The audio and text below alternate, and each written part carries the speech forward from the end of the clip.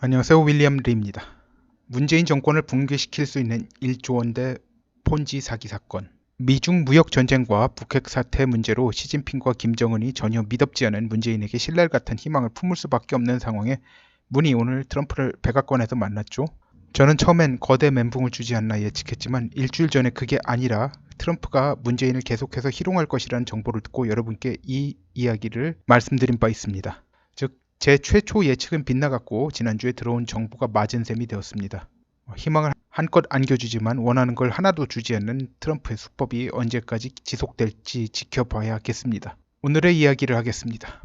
지금 한국 내 좌파 계열 내에서 큰 잡음들이 여럿이 발생 중인데 좌파들 중 일부만 권력형 비리로 걸신 들린 것 같이 헤쳐먹고 나머지 좌파들은 곁불도 제대로 못 쬐는 상황에 대해 분노가 높아서라고 합니다. 대표적인 사례가 여러 좌파단체 연합단체인 촛불계승연대 천만행동에서 현재 김상조를 공격하고 있습니다.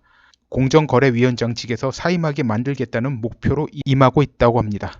그런데 말씀드리려는 사안은 이게 아니고 이런 움직임이 활발히 이루어지는 상황에 문재인 정권을 뒤흔들 아니 무너뜨릴 수 있는 큰 건이 포착되었습니다. 한국판 메이도프 사건이라고 할 수 있는 폰지 사기 사건입니다.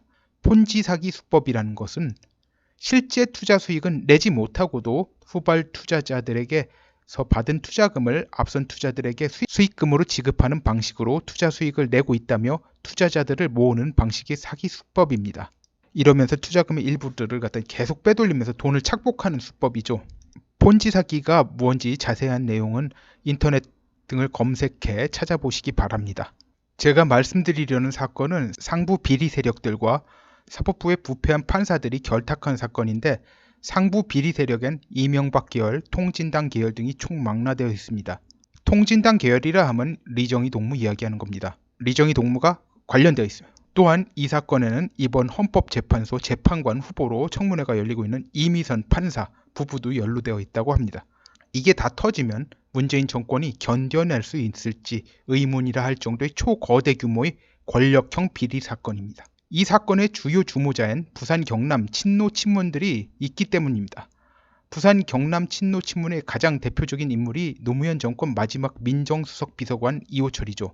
이 사건은 미인가 금융투자업체 Value Invest Korea, 즉 VIK를 통해 이루어진 사건이라 VIK 게이트 사건이라 명명할 수 있으며 김어준 등이 주구장창 부르짖는 다스나 BBK 건 등은 도저히 상대도 안 되는 초대형 권력형 국민 등쳐먹기 사건입니다.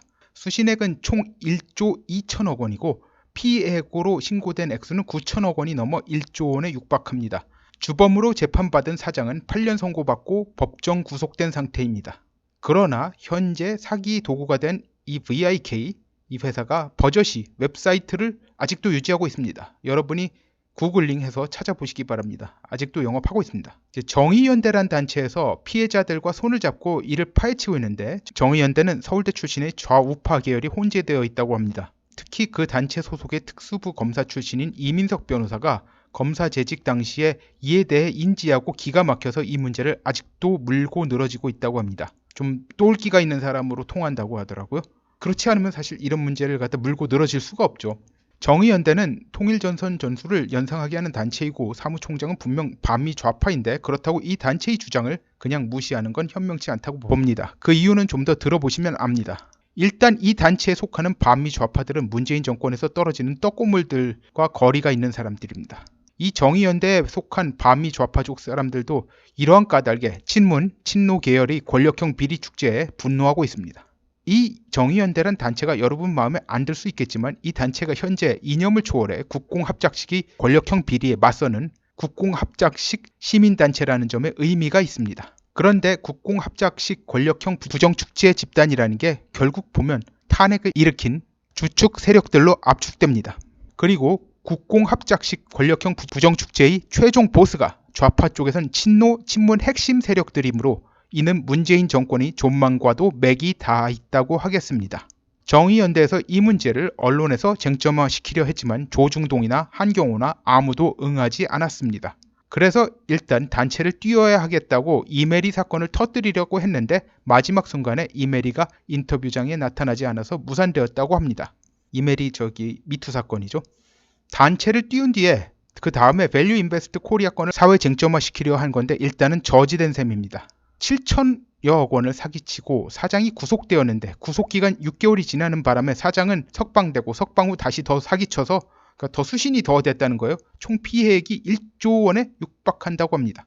결국 8년형 선고받고 법정 구속되었는데 이는 구속 만료 전까지 기소된 내용인 7천억 원 사기에 대한 형량이라고 합니다. 재판 과정에도 여러 의혹이 발생한 점이 있습니다. 재판이 말도 안 되게 지연되어 구속기간이 만료되어 피고가 출소하고 다시 추가 수신을 하는 등의 이해 못할 일들이 발생했습니다. 관련 자료들이 좀 많아요. 그래서 이거 다 설명하려면 너무 기니까 커뮤니티에 올리겠습니다. 그러면 이제 거기 보면은 거기에 이제 동영상도 있고요. 거기에 저기 기사들도 있습니다. 거기 리정희 동무가 맨 어디서 나오는지 VIK 고문 변호사 중에 하나예요. 자, 여러분들이 보시고 판단하시기 바랍니다. 일단 피고가 8년을 선고받고 법정 구속되었지만 현재 상황으로 봐 이 사람이 얼마나 구치소에 더 있게 될런지 모르는 상황이죠. 결국 교도소로 이감될지도 불투명한 상황이에요. 어정쩡하게 설렁설렁 대강 해가지고 뭐 몇 년, 2년, 3년 살고 나오는 식이 될 위험도 커요. 자, 여기까지 말씀드리겠습니다. 구독, 좋아요, 알림벨, 공유 부탁드립니다. 감사합니다.